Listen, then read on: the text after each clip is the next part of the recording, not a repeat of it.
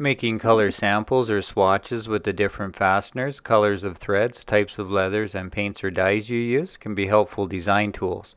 This swatch template is made in AutoCAD and laser cut into 1/8 of an inch acrylic with a Glowforge laser. A coaster size that will easily fit into your hand or 3 1/8 inch circle is convenient, and cut the holes into the template where all the hardware will go. To make the swatch, cut into 4-ounce vegetable tanned leather or the type of leather you use for the top and bottom of the swatch. Then glue together before marking the stitches, but if you are making a thick swatch, it is a good idea to stitch mark one side and punch the holes through after glue up.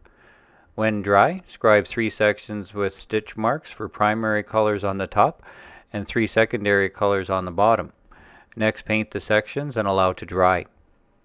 When bone dry, use different colors of threads to stitch it together. Then use the template to mark and punch the holes for some rivet or eyelet samples and set the fasteners.